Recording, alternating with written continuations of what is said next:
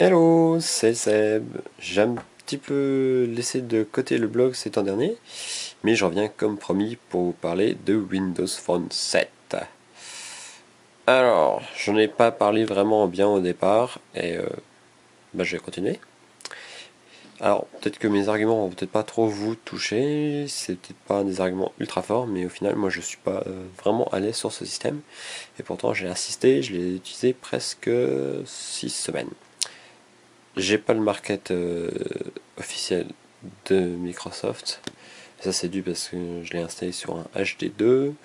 On peut se débrouiller pour avoir quelques applications gratuites par d'autres moyens. Et donc voilà. Bon, alors, qu'est-ce qui me plaît pas? On va premièrement parler du multitâche. Le multitâche, il a l'air d'être pas mal au départ. On peut afficher les applications avec des espèces de cartes comme ça, comme sur WebOS.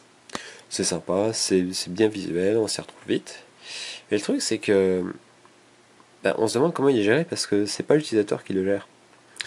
L'OS ferme les applis au fur et à mesure. Là, par exemple, j'ai une, deux, trois, quatre.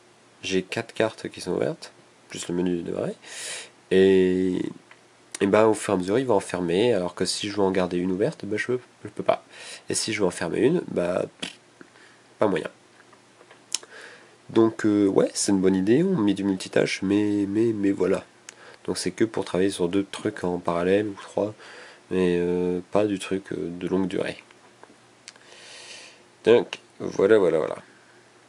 Un autre truc qui m'a un petit peu dérangé, mais ça j'en avais déjà un petit peu parlé, c'est l'histoire de la barre de notification en haut.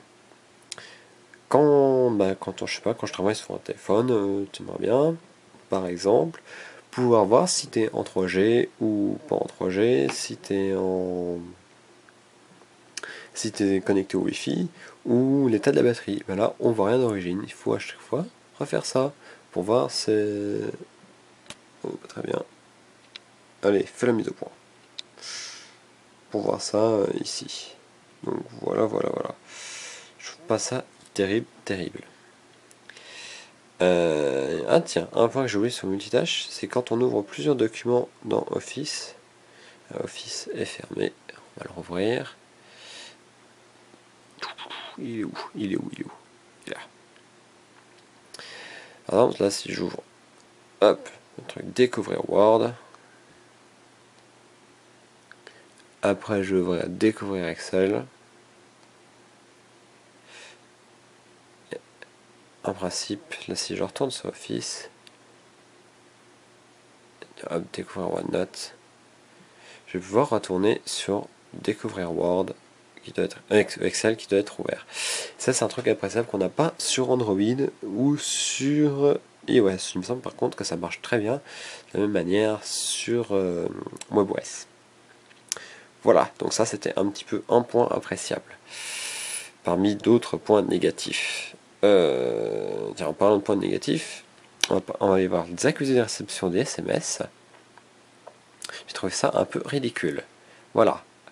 On se reçoit un message de opérateur mobile comme accusé de réception. Sérieux. Et on est en 2012. Bon, d'accord, le truc a été fait plus tôt, mais on met une petite icône devant le message pour dire qu'il est réussi ou envoyé. On change de couleur, on n'envoie pas un message avec marqué le message envoyé à tel numéro a été transmis. Franchement, c'est un petit peu. Voilà quoi. C'est pas terrible. Bon. Ensuite, les calendriers. Alors, le calendrier, il est sympa l'application. Mais, à nouveau, le texte prend de la place, etc. C'est pas terrible. J'ai pas réussi à synchroniser mes différents calendriers Google Calendar avec. Ça, j'étais un petit peu étonné. Il synchronise que le calendrier principal. Alors, peut-être qu'il y a une astuce, mais moi, je ne l'ai pas trouvé.